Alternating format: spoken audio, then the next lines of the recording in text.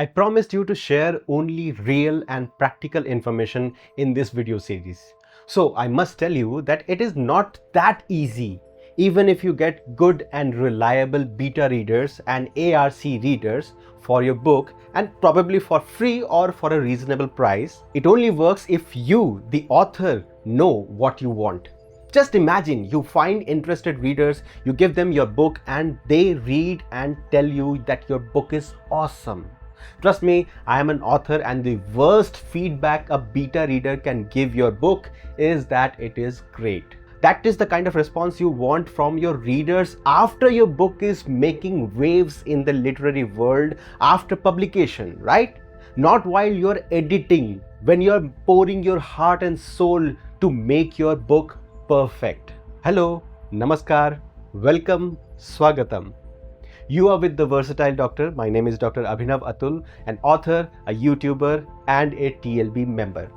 If you are watching me for the first time on this channel, please know that I have made other episodes in this series about self-publishing.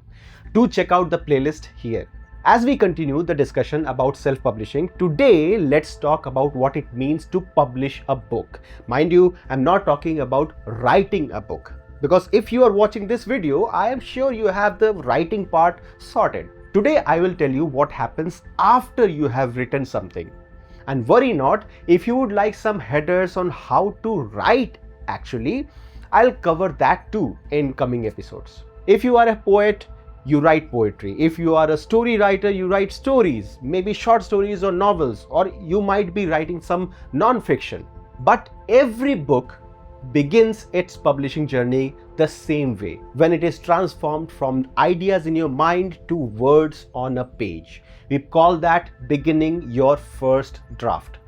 You might have it written on pen and paper, and if so, it will be prudent to type it out before the journey starts. Or if I'm being honest, unless it is strictly a part of parcel of your creative process, don't write on pen and paper. Before I digress and start talking about Microsoft Word, let me continue the journey of the first draft. You may or may not have a title of your book at this point, and that is okay. Let us focus on the content first, then the title. We need to put your first book through the process of editing and revising. You might be a global phenomenon and a universal bestseller and an author of unparalleled merit, but your first draft will still need editing. If you are human, you will make mistakes. Silly grammatical errors or glaring plot holes or stupid misspellings. Your first draft will probably contain a lot of them. And the purpose of editing is not just correction, but actually making the draft more presentable, more likable. Editing usually entails a significant amount of trimming. But equally often, editing process may require you to add more pages, more words, more paragraphs, more chapters. And there is going to be a separate video on how to edit, some good practices and tips. But for now, let's move ahead to 3 words which are not strictly a compulsory part of the editing process, but are very helpful. Alpha reading, beta reading, and ARC reading. To understand these, you must understand first that your book is only as good as the person reading it feels.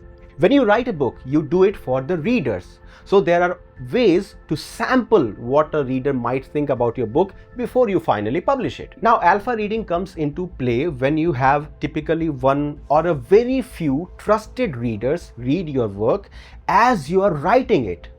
They can read chapters as you write and give their feedback live, helping you to shape your story in the best possible way right from the start. Or they can read sections of your book while it is still in development, draft stage, and it is not something every casual writer may benefit from or even find it possible to do, because it requires an extremely clear vision of your work so that you are not sidetracked by live feedback. And you must have a high level of trust on who you choose to be your alpha reader. A very common scenario is when your spouse or a close friend or a family member becomes your unofficial alpha reader.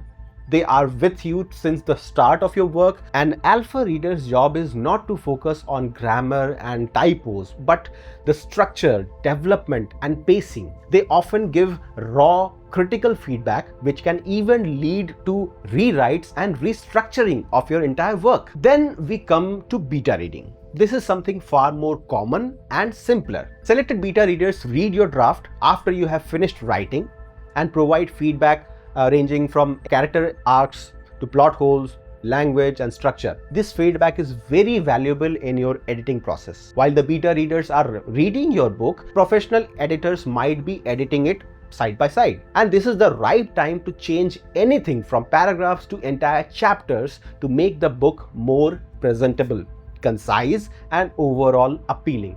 And at this point, while you have read your draft maybe dozen times and discussed with your editor and other readers, the beta readers, you will surely have the title in your mind that fits your finished book perfectly. In fact, you can even ask your beta readers to suggest titles while they are reading it. Let's say your beta readers wanted post was highly successful and you got maybe 50 beta readers.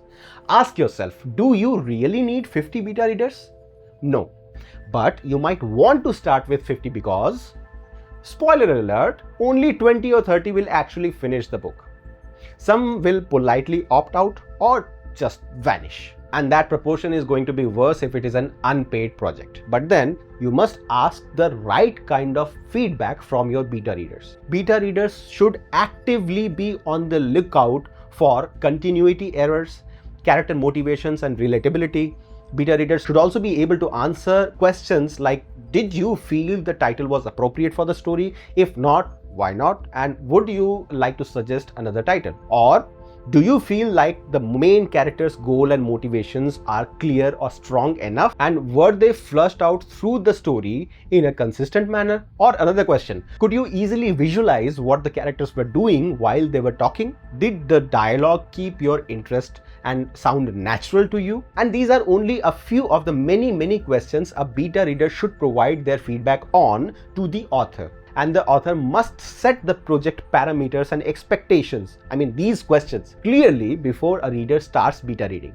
This will often cause a few of the prospective beta readers to go back, because most casual readers or so-called reviewers on Instagram are just there to make a quick buck out of their hobby of reading rather than actually having a passion for the craft of writing. After beta reading and editing, you get your actual manuscript, which is ready to publish with a real title. Then you speak with a publisher and plan your book release and everything. Your manuscript goes through processes of proofreading, cover design, formatting, and page setup, layout mapping, etc., and is finally printed. Now, cover design is a whole different chapter which I'm going to take up in a different video, because let's face it, the first thing a reader sees is the cover, and that must be good enough to attract a reader to read the blurb to decide whether they want to buy the book or not. Now comes ARC reading. ARC stands for Advanced Reader Copies. These are essentially the same as your final published book, just that the book is not officially released yet.